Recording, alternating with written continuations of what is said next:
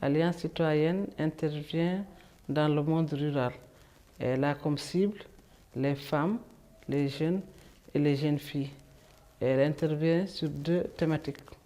La première thématique, c'est la gouvernance locale, c'est-à-dire de voir par quel mécanisme, par quelle inclusion on peut amener les femmes à participer à la gouvernance locale, à s'intéresser à la gestion de leur commune, de leur quartier, de leur région, de leur département, de leur muqata'a, de leur wilaya, pour que les politiques publiques prennent en compte les attentes de ces femmes-là au niveau de la gestion locale.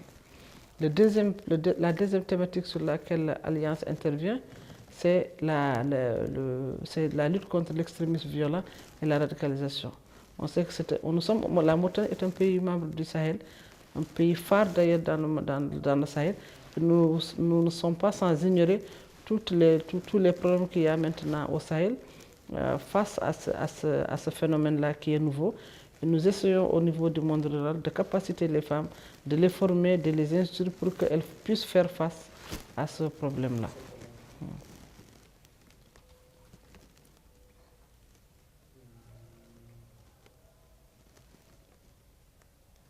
Maintenant, quels sont vos partenariats? Nous avons comme Alliance comme partenaire Oxfam.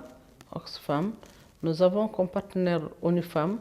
Nous avons comme partenaire aussi le G5 Sahel dans sa composante genre.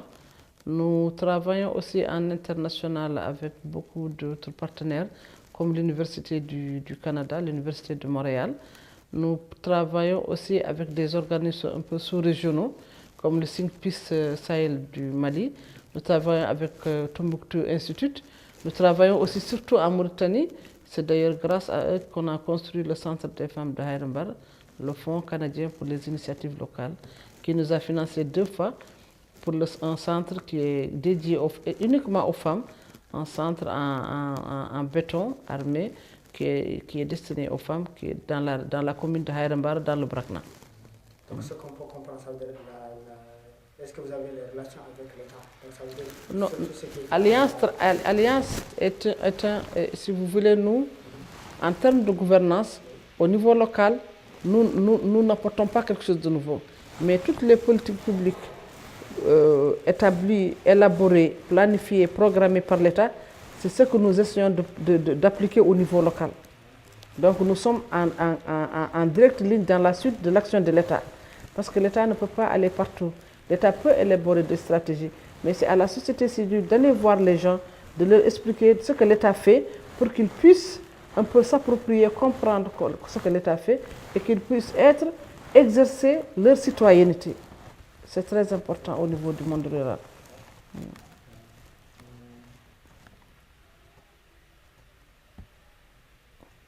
Et en Mauritanie aussi, il faut reconnaître aussi que l'État fait beaucoup de choses pour les populations, surtout pour les femmes rurales. L'État fait beaucoup de choses. Il y a toute une série de stratégies qui sont dédiées aux femmes rurales. Donc nous, ce que l'Alliance fait, c'est de prendre ce que fait l'État, d'aller expliquer ça aux populations pour qu'ils comprennent la stratégie de la promotion féminine, la stratégie de la migration, la nouvelle stratégie qui a été adoptée, la stratégie de l'emploi des jeunes, la stratégie de la jeunesse. Tout ça, ce sont des mécanismes qui sont élaborés par l'État et Alliance prend ces documents-là et c'est par des causeries citoyennes, par des ateliers, par des forums, d'expliquer aux populations qui vivent dans le monde rural pour leur dire que l'État prend en compte leurs préoccupations et leurs besoins. Concernant tout ça, l'Alliance citoyenne, il a quelle relation avec la population, surtout le monde rural, surtout les femmes et les enfants? Nous, on intervient sur trois canaux. Le premier canal, c'est à travers la sensibilisation. La sensibilisation, des séances de plaidoyer. On rencontre les femmes qui sont dans le monde rural, on rencontre les jeunes qui sont dans le monde rural, on les forme aussi. On les forme par exemple, à la transformation des produits locaux. On les forme aussi, on les sensibilise aussi par rapport à l'extrémisme violent. Mais aussi, si on peut trouver des financements, on le leur amène. On cherche avec Oxfam, avec d'autres partenaires, avec le FCIL. On a financé de petits projets comme ça pour un peu permettre aux femmes de pouvoir exécuter correctement leur activité et surtout d'obtenir des résultats qui peuvent les aider dans la gestion de leur foyer. Bien sûr. Les problématiques rencontrées au niveau du monde rural, le principal problème rencontré par les femmes, c'est l'accès à la terre. Bien qu'en Mauritanie, il n'existe pas un texte qui interdit aux femmes d'accéder à la terre. Ceci n'existe pas. Mais le pourcentage d'accès à la terre reste très très faible. C'est parce que les femmes ne connaissent pas le contenu. Et il y a aussi encore dans le monde rural l'existence des mentalités rétrogrades qui pensent que la femme n'a pas droit à la terre, que la femme ne peut pas être propriétaire de la terre. Elle peut la travailler. Une terre qui appartient à son mari ou à son père ou à sa famille, mais elle ne peut pas être propriétaire. Ça, c'est le principal défi que rencontrent les femmes rurales. Nous savons que les femmes dans le monde rural, le niveau d'éducation est aussi très bas. Les filles, généralement, leur niveau ne leur permet pas d'accéder à un niveau suffisamment élevé pour qu'elles puissent comprendre les enjeux, pour qu'elles puissent aussi les expliquer à leur maman. Et l'autre problème qui est aussi, le second problème aussi que les femmes rencontrent, c'est la commercialisation des produits. Dans le monde rural, généralement, elles sont productrices peut-être dans 70% des cas ou dans 80% des cas, où elles sont dans l'élevage familial. Mais aussi, il y a un problème que les femmes rencontrent, c'est la commercialisation de leurs produits. Et souvent, les femmes travaillent avec leurs mains. Elles n'ont pas de matériel agricole. Elles sont obligées de travailler avec leurs mains. C'est un problème. Donc, elles ont besoin de tracteurs, de motopompes, tout ça pour leur alléger le travail. Parce que si le travail est allégé au niveau des champs, elles peuvent aussi consacrer le temps qui leur reste à l'éducation de leurs enfants. Mais aussi, parfois, quand il y a une grosse quantité de production en légumes, ça se gâte. Parce qu'elles n'ont pas de frigo pour les conserver. Elles n'ont pas de moyens de locomotion, de voitures pour aller vendre dans les autres villages. Parfois, elles transforment, mais comme elles ne trouvent pas aussi, tout le monde est agricultrice là-bas, donc elles ne trouvent pas de gens qui vont acheter. Il y a une grosse perte de quantité de légumes parfois quand vous venez pendant les mois de janvier, de février, c'est la période du maraîchage. Il y a beaucoup de légumes comme ça qui sont pourris parce qu'elles n'ont pas de frigo pour garder ça, parce qu'elles n'ont pas aussi les moyens d'acheter une voiture pour aller le vendre dans les centres urbains. Nous leur avons fait plusieurs formations. Nous leur avons fait une formation, on a fait en 2016, on a fait 2 ateliers sur la transformation des produits locaux. Nous avons fait un atelier sur la sensibilisation sur les violences basées sur le genre. Nous avons fait un atelier, j'ai restitué en fait un atelier que j'avais effectué à Dakar. Je l'ai restitué ici avec le fonds, avec le PNUD, et je l'ai fait aussi au niveau local sur le mariage des enfants. Ça, c'est un autre défi que les femmes rencontrent dans le monde rural. Comme je dis, comme la pauvreté, elle est là, les femmes ont un pouvoir économique assez faible. Certaines même pensent qu'en mariant les enfants très tôt, ça leur fait des ressources. Alors il vaut mieux laisser la fille continuer ses études et plus tard, elle pourrait devenir un soutien pour la famille.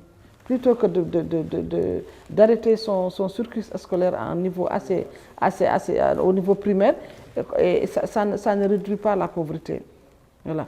Et l'autre aspect sur lequel je veux souvent revenir, c'est lié aussi à la pauvreté, c'est le phénomène de l'extrémisme violent. Nous savons que le phénomène de l'extrémisme est lié à plusieurs choses.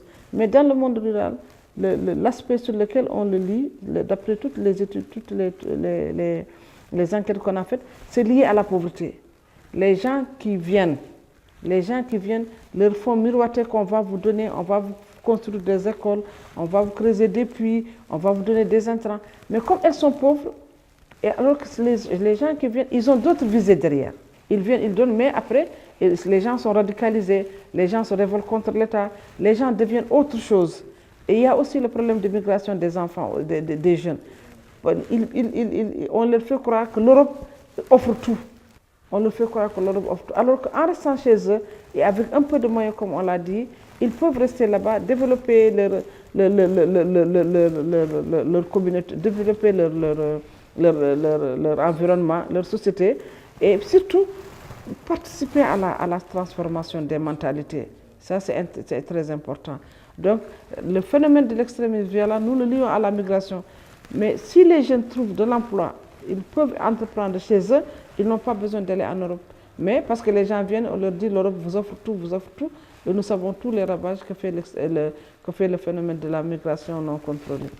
Nous allons continuer en 2019 à toujours former les femmes pour qu'elles fassent entendre leur voix, pour qu'elles participent à la gestion de leur communauté, pour qu'elles deviennent des maires, pour qu'elles deviennent des conseillers régionaux. La Mauritanie vient d'adopter maintenant, c'est doté de conseils régionaux. Mais nous savons que maintenant, à cette époque-là, il y a très peu de femmes parce qu'elles ne comprennent pas encore les enjeux. Nous allons surtout les former, les sensibiliser, à leur comprendre l'utilité qu'elles ont à être membres des conseils. Parce que c'est un espace où elles peuvent poser leurs problèmes et faire entendre, et surtout être, comme on dit, dans la sphère de décision, participer aux décisions qu'on prend. Si vous êtes à la place où on prend les décisions, la décision qui va être prise va prendre en compte votre besoin, n'est-ce pas? Si vous êtes à la maison, qui va prendre la décision à votre place? Ce n'est pas les hommes qui vont prendre la décision à notre place. Hein? Donc il faut qu'il y ait des femmes fortes, des femmes conseillers régionaux, des femmes maires, des femmes dans toutes les structures locales pour qu'elles puissent porter la voix, la parole de la femme rurale à la place où les décisions se prennent. Donc moi j'appelle, pour conclure, je lance un appel à toutes les bonnes volontés pour aider les femmes. Elles ont beaucoup de capacités, elles ont beaucoup de potentialités. Ce qui leur manque, c'est du matériel. Ce qui leur manque, c'est d'être sensibilisées, de leur dire, qu'elles fasse comprendre qu'elles peuvent être propriétaires de terres. La terre n'appartient qu'à... Il n'y a pas de loi, comme je l'ai dit, qui interdit à la femme rurale d'accéder à la...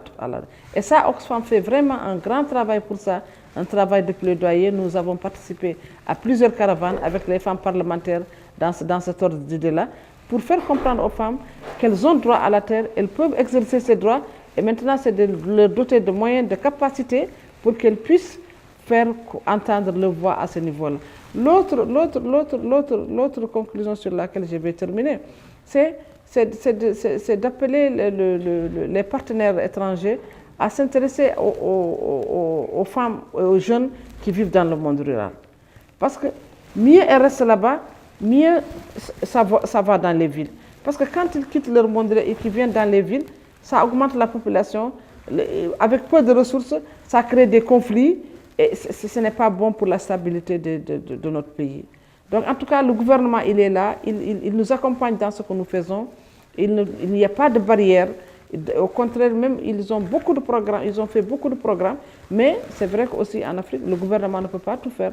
La société civile doit l'accompagner, doit prendre à bras le corps son combat, le porter au niveau des instances, au niveau des partenaires privés, au niveau des partenaires publics, pour que l'action de l'État soit encore plus étoffée, soit encore beaucoup plus valorisée. Et je vous remercie. Bon, nous profitons aussi de la célébration de la journée du 8 mars pour appeler, surtout cette année, les hommes à aider les femmes pour qu'elles puissent sortir de deux chemins. Le chemin de l'ignorance et de la pauvreté. D'ailleurs, ça fait un seul chemin, parce que le bailleur de fonds de la pauvreté, c'est l'ignorance. Donc, plus on formera les filles, plus on formera les jeunes, mieux la pauvreté reculera.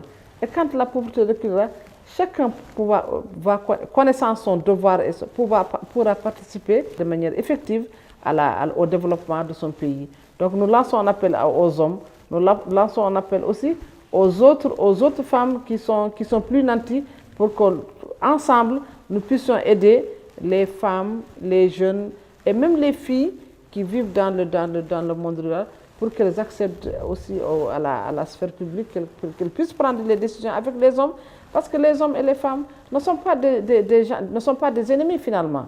Hein? Ce que la femme va récolter, elle va le ramener à la maison. Et l'homme, ce qu'il va chercher, il le cherche pour la famille. Donc ce sont deux êtres qui sont complémentaires. Nous lançons un appel pressant à ça et nous souhaitons à tout le monde, aux hommes et aux femmes, une bonne fête du 8 mars 2019 et je vous remercie.